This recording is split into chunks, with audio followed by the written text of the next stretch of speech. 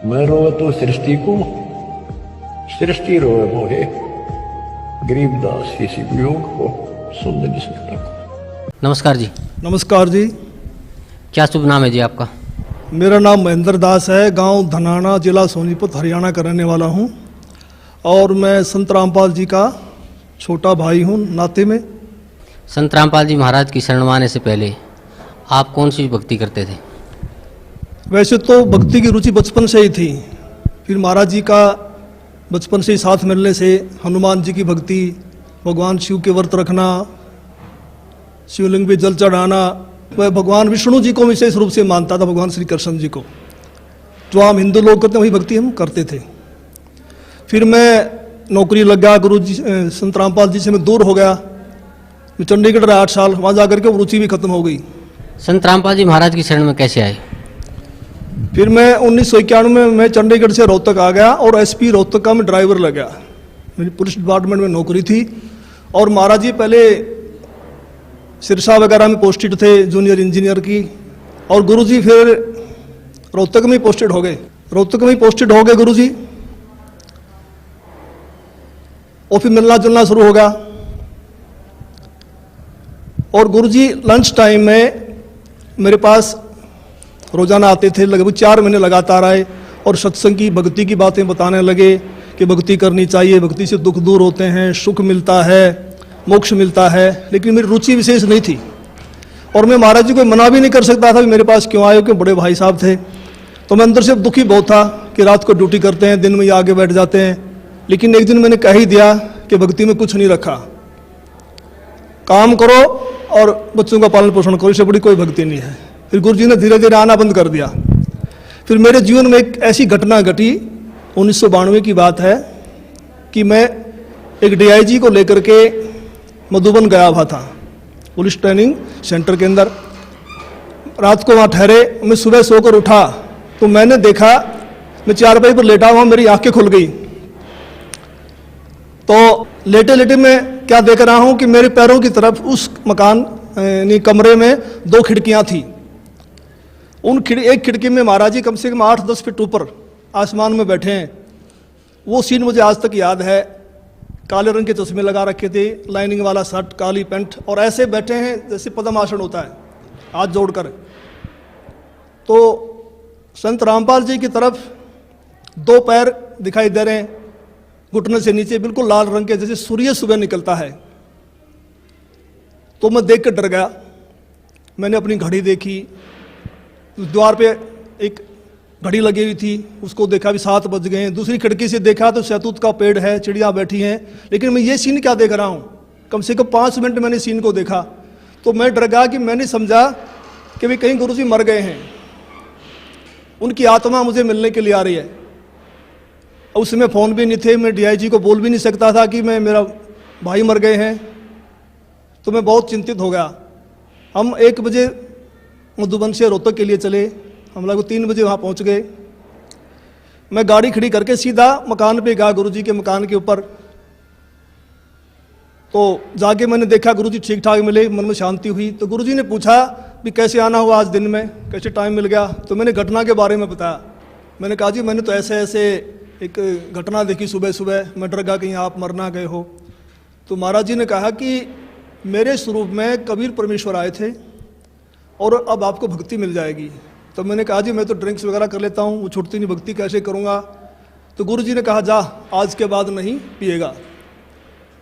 तो उनके एक शब्द से ऐसी दीवार खड़ी होगी कि आज 1992 की बात है, आज 2013 हो गया, यानी लगभग 21 वर्ष हो गए। वो आज तक मैंने शराब को छुआ तक नहीं है। तो उसके बाद गुरुजी ने अपने गुरुजी से मुझे नाम दिलवाया, संत राम देवानंद जी महाराज से। उस समय गुरुजी को आज्ञा नहीं थी नाम की। मैं भक्ति में ज़रूर लगा क्योंकि महाराज जी बताते थे कबीर साहब पूर्ण परमात्मा हैं, इनसे सबसे ऊपर हैं। तो मैंने उनको उदाहरण दिया कि पुलिस में तो ऐसे होता है, उसमें पुलिस वाले बहुत नाजायज़ किया करते। कोई कहता मैं फलां का सिपारसी हूँ, उसको पकड़ लिया तो उसकी कुटाई कर देते थे, फ़ोन आता छोड़ देते, हमें नहीं पता जी आपका था। कहीं ऐसा ना हो कि ये नीचे देव देवता हमें कूट दें और जब तो कबीर साहब ऊपर से आए। लेकिन मैं लगा जरूर रहा। लेकिन विशेष विश्वास नहीं था भी कबीर साहब पूर्ण परमात्मा है। तो महाराज जी ने कहा कि आप ये नाम जपते रहो, इन नाम से आपका विश्वास हो जाएगा। तो फिर 1994 में गुरु जी को आज्ञा होगी नाम की, फिर महाराज जी ने दोबारा से हमारे को नाम दिए, फिर सार नाम दिया। मैं भक्ति में लगा रहा, लेकिन कबीर साहब के बारे में मैं पूछता था कि वेदों में दिखाओ, गीता जी में दिखाओ, तो महाराज जी कहते समय आने तो सब कुछ दिखाऊंगा मैं, अब ये करते रहो। तो फिर ऐसी घटना घटी कि एक दिन मैं सोया हुआ था और मेरी आत्मा निकल के ऊपर ब्रह्मांड में चली गई, बहुत ऊंचाई पर। वहाँ विष्णु भगवान खड़े हैं श्री कृष्ण जी के रूप में, उनके सिर पर ऐसे मोर का चंदा है, मोर मुकुट है, और मेरे से कह रहे हैं कि जिस भक्ति पे आप लगे हो ये भक्ति बड़ी कठिन है, ये मार्ग बड़ा कठिन है, अगर इतना आसान होता तो सभी यहाँ से निकल जाते। और एक बात का ख्याल रखना, मेरे भक्तों को मत तोड़ना। जैसे मेरी आत्मा, मेरा सूक्ष्म शरीर मेरे शरीर में आया तो मेरी आँख खोली तो मेरा सारा शरीर पसीने से भीगा हुआ था, और मैं बिल्कुल सर्दी का महीना था, मैंने कपड़े चेंज किए पसीना पोंछकर, और मैं सुबह उठ करके अपनी ड्यूटी पे आया तो महाराज जी से मुलाकात हुई। मैंने महाराज जी को बताया कि ऐसे ऐसे घटना घटी रात को। तो महाराज जी ने कहा कि आपको विश्वास नहीं हो रहा था कबीर साहब के बारे में, और आप कृष्ण जी को ज़्यादा मानते थे, इसीलिए कृष्ण जी के मुख से ही आपसे कहलवा दिया गया है कि ऊपर और शक्ति है और रास्ता है।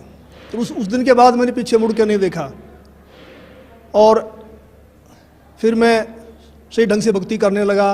सर, संत रामपाल जी महाराज से नाम उपदेश लेने के बाद आपको क्या क्या लाभ हुआ? पहले मैं सांसारिक लाभ बताऊंगा आपको, खासकर शरीर के लिए। जब मैंने गुरु जी को गुरु धारण कर लिया और मैं भक्ति करने लगा, लगभग 1999 की बात है, उस समय मेरी आयु 41 वर्ष थी, 41 ईयर, और अब मेरी 55 साल की हो चुकी है, 55 ईयर्स ओल्ड। तो मैं रोहतक में एक रेलवे रोड का नाम है बाजार में, वहाँ एक लाला जी के पास बैठा हुआ था। वहाँ एक लड़का मेरे से मिला, वो लाला जी ने, उसका नाम फकीर चंद जी थे, उन्होंने कहा कि ट्रिपल एमए है और इन्होंने ज्योतिष शास्त्र से भी एमए किया हुआ है। तो मैंने उसको भक्ति की बात ही समझानी चाहिए, तो उसने कहा जी एक बार अपना हाथ दिखा दो। तो उसने मेरे हाथ देखे दोनों, पहले दाहिना हाथ देखा, कहने लगा आपकी आयु कितनी है? मैंने कहा मैं 41 वर्ष का हो चुका हूँ। तो उसने कहा आपके भाग्य में लिखा है 40 वर्ष से लेकर 45 तक बिल्कुल बेड के ऊपर बीमार अवस्था में लेटना, और आपको फला फला बीमारी लगेंगी। फिर मैंने कहा मैं तो 41 का हो चुका हूँ, मुझे तो कुछ भी नहीं है। कहने लगा 1 साल का धोखा भी हो सकता है, आपको ज़रूर होगा। तो मैं कुछ चिंतित तो हुआ, लेकिन फिर उसने मेरा बायां हाथ देखा और कहने लगा आपकी पत्नी जिंदा है? मैंने कहा वो तो जिंदा है। कहता हो ही नहीं सकता। मैंने कहा मैं सुबह घर से आया था जब तू जिंदा थी, अब मर गई हो तो मैं कुछ कह नहीं सकता। लेकिन वो तो उसने कहा भी ये कैसे असंभव हो रहा है? तो मैंने उनसे कहा भी हम पूर्ण सतगुरु की शरण में हैं, सच्चे मंत्र का जाप करते हैं। हमारे सतगुरु कहते हैं कि भी तिल घटे ना मासा बढ़े वेदना लिखे जो लेख, सच्चा सतगुरु मिटा के ऊपर मार दे मेघ। हमारे सतगुरु ऐसे कर देते हैं। तो फिर मैंने 6 महीने के बाद फिर मुझे एक ऐसा ही और ज्योतिषी मिला। मैं जैसे पुलिस लाइन में गाड़ी का वायरलेस सेट ठीक करवाने के लिए गया, उस वर्कशॉप में एक इंस्पेक्टर थे इंचार्ज, वो अपनी टेबल पर ज्योतिष शास्त्र की किताब खोल के बैठे हुए थे।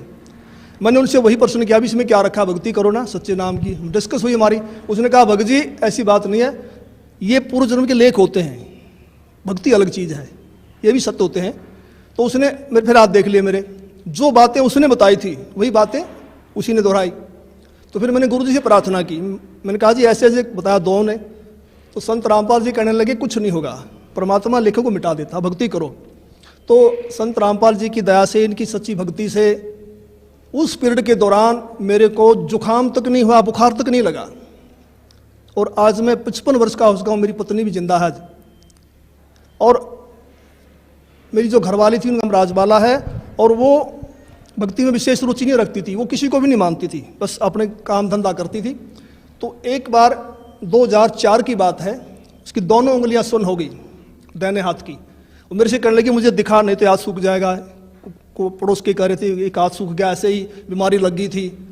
तो मैं रोहतक में रेडियो स्टेशन के पास गुप्ता जी हैं डॉक्टर हड्डियों के, उनके पास उनको लेके गया। उन्होंने बताया कि उसकी ये गर्दन के पास नसें होती हैं, नस दब गई है। तो उन्होंने एक्सरे लिया, दवाई दे दी, 2 महीने इलाज चलता रहा, कोई फ़र्क नहीं पड़ा। तो मैंने अंदर अंदर गुरु जी से प्रार्थना की, संत रामपाल जी से भक्ति करते समय कि गुरु जी अगर ये हाथ सूख गया तो बुढ़ापे में हम तो रोटी बगैर भी रह जाएंगे, परेशान होगी, तो दया करो। तो जैसे मेरा ध्यान लगा हुआ था, श्रवण करते करते वैसे आंख बंद हो गई, तो मुझे गुरु जी खड़े दिखाई दिए और कहा कुछ नहीं होगा बेटा, ठीक हो जाएगी। तो मैं कुछ दिन के बाद ड्यूटी से छुट्टी लेकर घर गया। मैंने उससे पूछा भी आपकी उंगलियां ठीक हो गई? उसने कहा वो तो ठीक होगी। मैंने कहा ये गुरु जी ने की है, मैंने प्रार्थना की थी। कह लगे नहीं नहीं, मैं तो दवाई से ठीक हुई हूँ। तो मुझे बड़ी निराशा हुई। तो कुछ यानी 2005 में उसके दाहिने पैर में बहुत जोर का दर्द शुरू हो गया। मैं उसी डॉक्टर के पास फिर लेके गया, गुप्ता जी के पास। गुप्ता जी ने फिर एक्सरे किया, फिर कहा भी रीढ़ की हड्डी की नस दब गई है, इसलिए उससे पेन है। उसने दवाइयाँ दे दी 1 सप्ताह की। मैं दवाई दिलवा करके बरवाला में सत्संग चल रहा था गुरु जी का, उसमें आ गया।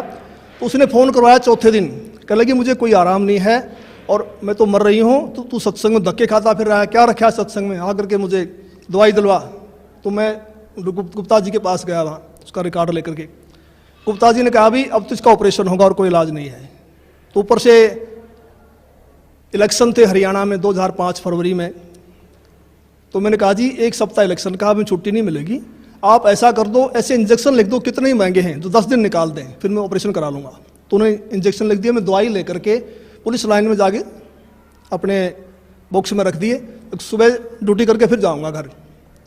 तो मैं रात को 2 बजे उठा, तो मुझे बड़ी वही चिंता हो गई भी क्या होगा, तो बड़ी रो रही है, बड़ी तकलीफ है उसको। तो मैं भक्ति करके सुबह का नित्य नियम करके अपने सुमरण करके मैं दोबारा सो गया। और सोते समय मैंने प्रार्थना की कि हे परमेश्वर, हे गुरुदेव, ठीक तो आप ही करते हो, अब की बार ठीक भी करो और ये एहसास करवाओ कि आपने ही किया है, करने वाले तो आप ही हो। तो मैं ड्यूटी करके शाम को 5 बजे घर गया। तो वो अपने काम धंधे में लगी हुई थी। मैंने उससे पूछा भी मैं तो 1000 रुपये की इंजेक्शन ले यार, तू ठीक है तो फ़ोन कर देती, इन दवाइयों को मैं वापस कर देता। तो उसने कहा मैं तो ठीक होगी। मैं कैसे हुई? कहने लगी मैं सारी रात रोती रही, 3 बज गए, मैं दीवार के ऐसे कमर लगा के रो रही थी। तो मुझे गुरुजी दिखाई दिए, मेरी आंख बंद हुई कुछ सेकंड के लिए। तो गुरुजी ने ऐसे हाथ किया, ठीक हो जाएगी बेटी, कोई बात नहीं। कहता उसी समय मेरा रोग बिल्कुल ख़त्म हो गया। तो फिर मैंने कहा आप तो भक्ति करेगी ना? कहने लगी हाँ अब करूँगी। तो आज तक उसको दर्द दोबारा नहीं हुआ है। और अनेक गुरुजी ने हमें सुख दिए। सबसे बड़ा तो मानसिक सुख होता है, मानसिक शांति, वो हमारे को संपूर्ण रूप से मिली हुई है। एक दिन संत रामपाल जी करनाल के अंदर एक भगत के घर गए हुए थे। हाँ, सतगुरु जी ने 3.5 घंटे के लगभग सत्संग किया। जब चलने लगे तो एक औरत ने, जो काफ़ी बुजुर्ग थी, कोई 65 साल के करीब उनकी उम्र रही होगी, उन्होंने कहा कि जी मैं आपसे कुछ बात करना चाहती हूँ। तो गुरुजी ने कहा ठीक है पूछो। तो उसने कहा जी आपने जैसे सत्संग समाप्त किया तो आपके ऊपर से कमल के फूल पर बैठा हुआ सफ़ेद परमात्मा निकल के गया है, मानव सदर्श, और मैं कमल की पंखड़ी को बहुत दूर तक देखते रही ऐसे। तो संत रामपाल जी ने कहा फिर आपकी क्या सलाह है नाम लेने की? तो उसने कहा मैंने तो गुरु बनाया हुआ है राधा स्वामी व्यास से, और मैं तो मंदिरों में भी जाती हूँ, देवताओं की पूजा भी करती हूँ। तो महाराज जी ने कहा देखो उनके फूटे भाग, ये सच्चाई को देखकर भी नहीं मान रही हैं। तो फिर हम चल पड़े। उस समय गुरु जी के पास सुमो गाड़ी होती थी, हम दिल्ली साइड में जा रहे थे। मैंने महाराज जी से प्रश्न किया कि महाराज जी परमात्मा का भी अजीब खेल है, जो ढूंढ रहे हैं उनको दर्शन नहीं दे रहे, और जिनको दर्शन दे दिए, जो इनको प्रकट होके बता गए, वे इसको मान नहीं रहे कि परमात्मा की क्या लीला है। तो महाराज जी ने कहा ये बुद्धि से परे का विषय है और इसको आप नहीं समझ पाएंगे। फिर मैंने कहा जी बताओ, दया करो। तो संत रामपाल जी ने बताया कि ये औरत 600 वर्ष पहले जब कबीर परमेश्वर आए थे उनकी शिष्या थी। इन्होंने लगभग 5-6 महीने भक्ति की, फिर इन्होंने नाम छोड़ दिए। उसी प्रथम मंत्र के प्रभाव से इसको मानवश्री मिलते आ रहे हैं, भक्ति में रुचि है। अब ये समझ रही है कि जो मेरे को छोटा मोटा लाभ मिल रहा है ये देव देवता या मेरा पुराना गुरु दे रहा है, जो उन्होंने बनाया हुआ है, तो डर के मारे नहीं छोड़ना पा रही। तो मैंने फिर प्रश्न किया कि महाराज जी मैंने तो ये पूछा है कि इनको दर्शन क्यों दिए? तो गुरु जी ने कहा, संत रामपाल जी बोले कि परमात्मा किसी की उधार नहीं रखता, ये कल को मरेगी, नरक में जाएगी, वहाँ उसको बड़ा कष्ट होगा। जब आत्मा रोती है तो परमात्मा को आना पड़ता है, मन के नहीं सुनता परमात्मा। तो फिर ये आत्मा वहाँ सवाल करती है कि जी आपकी भक्ति का हमें ज्ञान नहीं था, हमने भक्ति तो बहुत की। तो वहाँ परमात्मा ये सीनरी दिखाएंगे, ये सारी फिल्म दिखाएंगे कि 3-3.5 घंटे मैंने सत्संग सुनाया, आप क्या भक्ति कर रहे हो, इसका क्या लाभ है, मेरी भक्ति क्या है, और जाते समय दर्शन दे दिए। तो परमात्मा ने अपने सिर से भार उतार दिया, पर ये आत्मा बोल नहीं पाएगी, चुप हो जाएगी। तो मेरा भगत समाज से यही बार बार निवेदन है कि ऐसा मौका बार बार नहीं आता, तो संत रामपाल जी की शरण में आकर के अपना आत्म कल्याण करवाएं। सत साहिब। धन्यवाद आपको बहुत।